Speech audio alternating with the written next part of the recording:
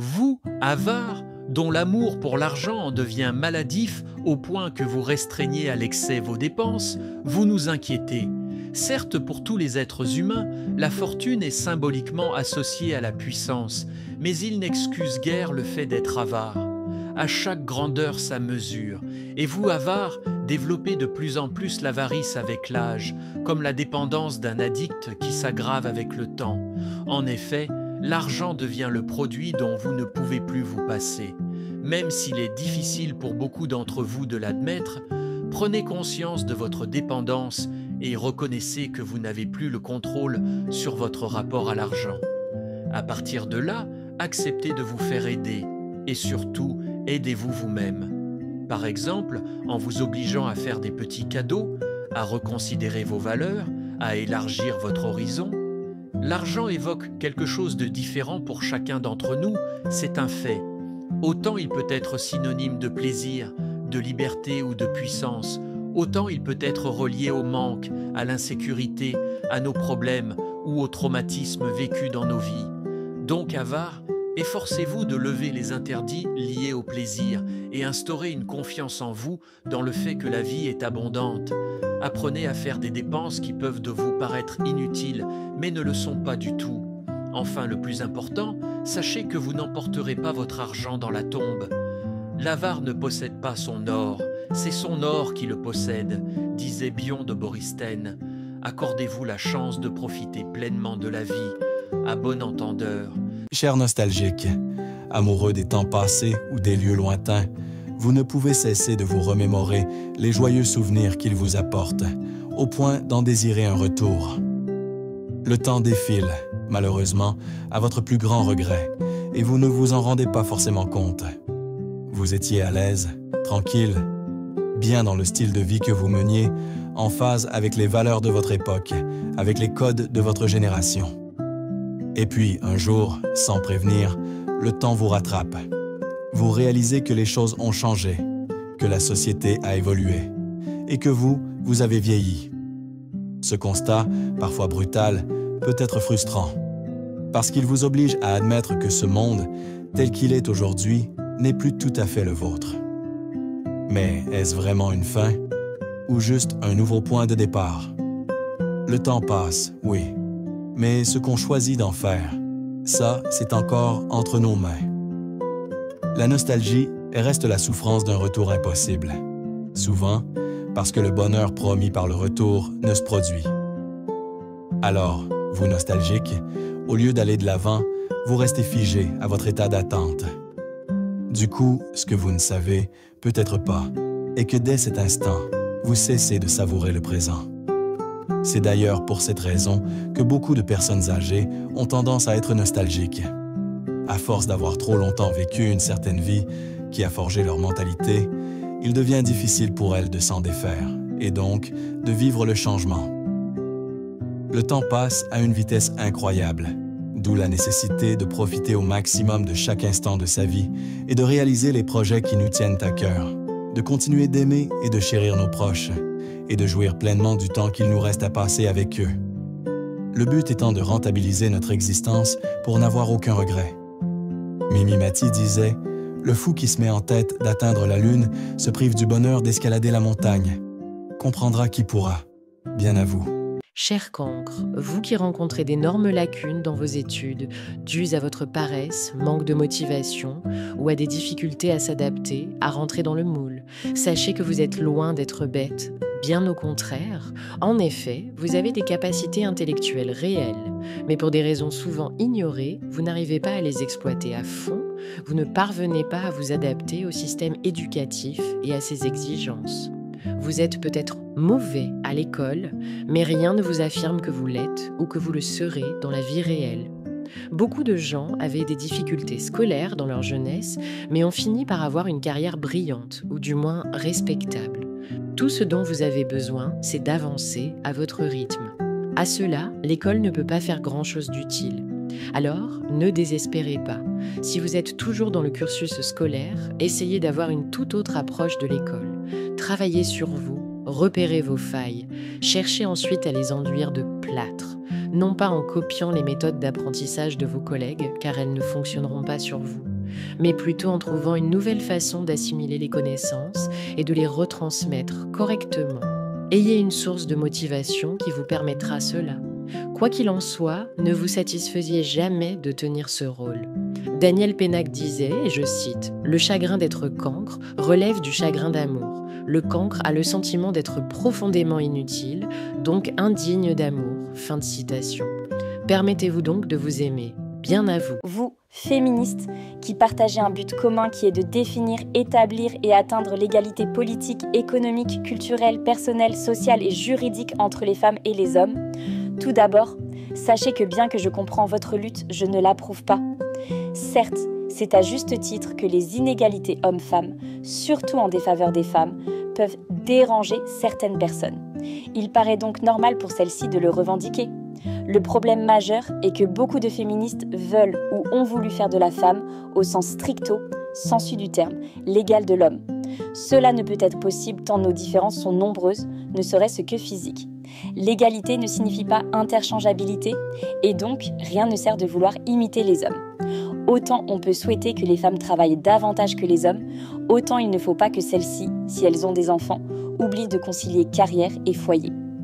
Or ce choix, beaucoup de femmes ont du mal à l'assumer et si elles se consacrent pleinement à leur vie de famille, vous, féministes, les méprisez alors que, si elles décident de se consacrer pleinement à leur carrière, vous les soutenez moralement. Mais au prix de combien de sacrifices ? Tout cela reste complètement paradoxal. Dans un monde dirigé par la société de consommation, la femme au foyer consomme peu pour son propre plaisir, préférant privilégier le plaisir de ses enfants et de son homme. Une femme sans enfants qui travaille beaucoup, c'est une femme qui gagne beaucoup d'argent. Elle peut donc se permettre de dépenser tous ses sous dans ce que la société patriarcale veut la voir acheter. Des robes, des bijoux, des sacs et chaussures, des cosmétiques et autres. Nous en revenons toujours au même fait. D'une manière ou d'une autre, vous nourrissez le système que vous combattez. Et si le réel féminisme était de laisser la possibilité aux femmes le choix de faire leur propre choix et non de leur imposer une doctrine à suivre ? Pour conclure, le féminisme reste une de ces arnaques pour laquelle tout le monde veut sa part du mérite et de reconnaissance. Une guerre de sexe plein de contradictions et une de ces doctrines en isme qui n'est là que pour endormir un peu plus les masses. À bon entendeur. Vous, manipulateurs, qui avez de l'emprise sur une personne ou un groupe d'individus dans le but de contrôler leurs actions ou leurs émotions, ce que vous faites est mal. La manipulation est une manœuvre trompeuse dont les conséquences peuvent être graves. Que ce soit dans le domaine politique, religieux, professionnel ou familial, vous essayez d'obtenir de votre victime qu'elle se comporte d'elle-même comme vous l'avez prévu, sans qu'elle se rende compte de vos manigances. Pour atteindre nos objectifs, nous avons tous expérimenté différentes stratégies et certaines manières de procéder qui peuvent frôler la manipulation. Cela peut encore passer dès lors qu'atteindre notre but ne se fait pas au détriment des autres. Or ici, on parle des maîtres de la manipulation, des pervers narcissiques, ceux qui n'hésitent pas à mettre les gens dans l'embarras pour parvenir à leur fin. Culpabilisation, déstabilisation et subjugation sont vos fins mots. Heureusement qu'il est possible de déjouer vos tours, tels que faire des examens de conscience afin de se mettre au clair avec soi-même, faire de la contre-manipulation ou simplement vous confronter pour ainsi réfuter votre influence. Face à une résistance tenace, même le pire tyran finit par céder. Il aura beau adapter son comportement en fonction de sa victime, mais ce sera en vain. Vous, manipulateurs, n'êtes pas que des personnes physiques. En font aussi partie certaines entités, organisations et surtout les médias.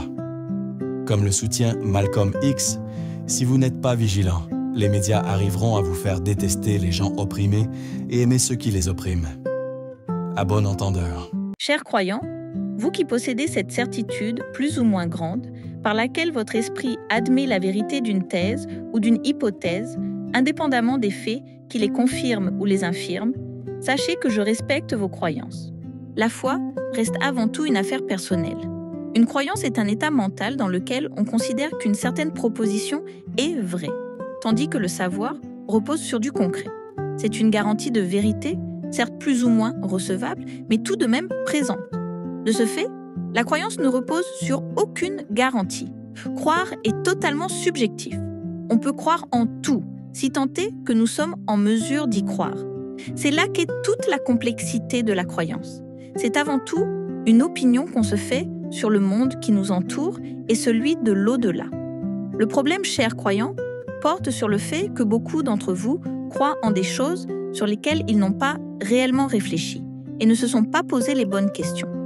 Beaucoup d'entre vous croient en ces choses uniquement sous l'effet de mimétisme, du genre « aujourd'hui c'est tendance de croire en ça, donc je le fais aussi ».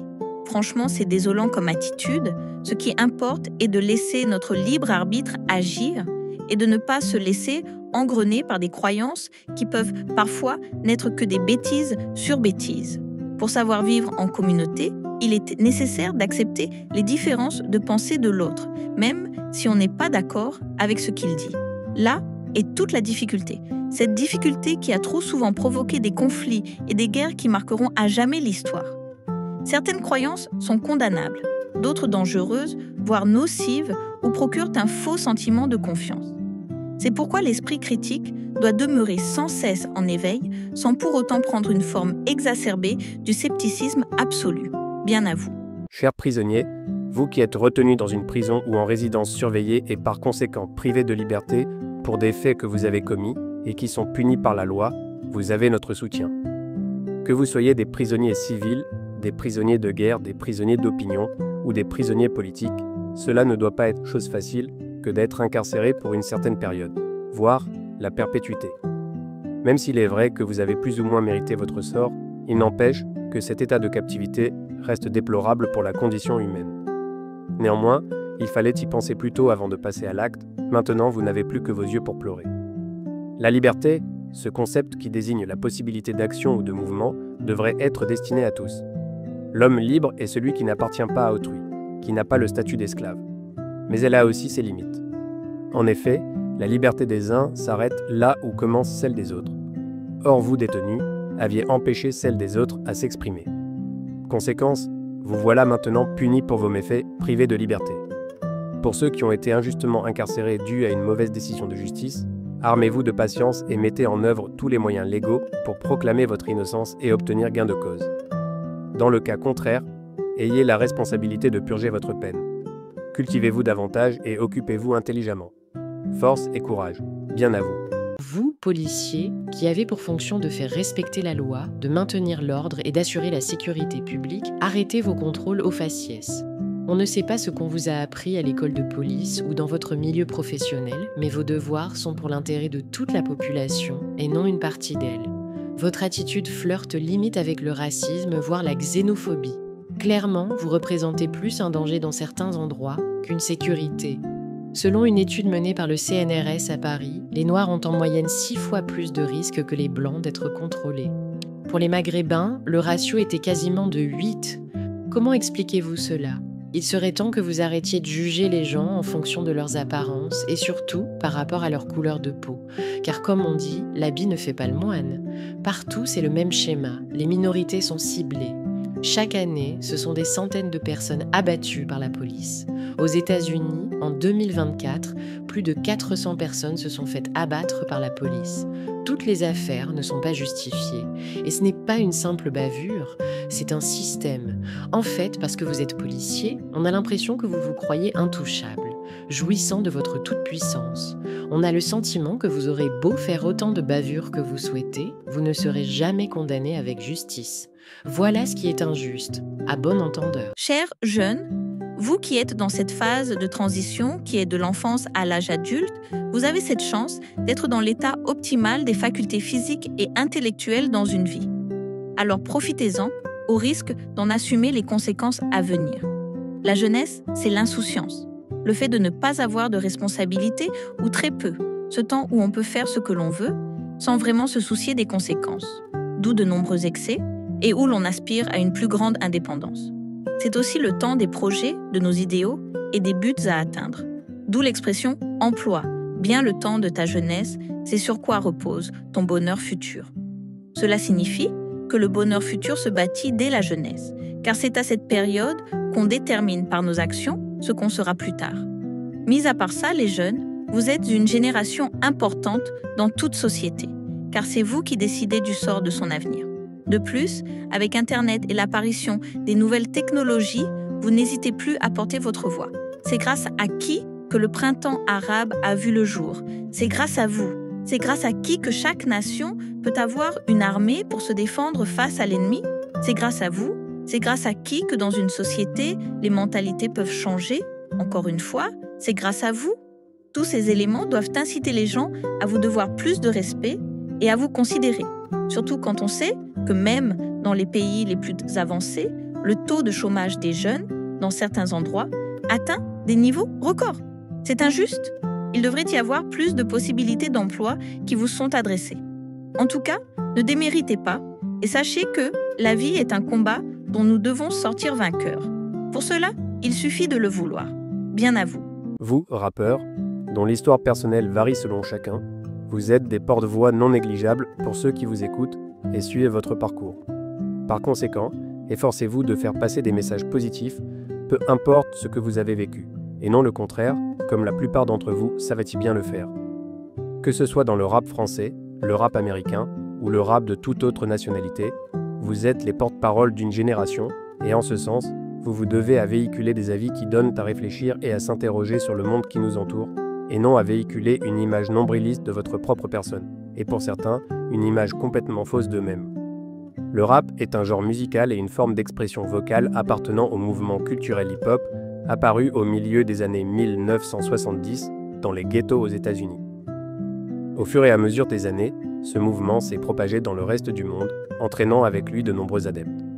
Beaucoup de références du rap, telles que Public Enemy, Run DMC, NWA, Wu-Tang Clan, Tupac et The Notorious B.I.G. aux États-Unis, ou encore NTM, IAM, MC Solar, Kerry James, Booba et Rof en France, ont fait de ce genre musical un genre incontournable. Il est même réparti en sous-genres, pouvant aller du gangsta rap au rap conscient, du rap commercial au rap contestataire pour ne citer que.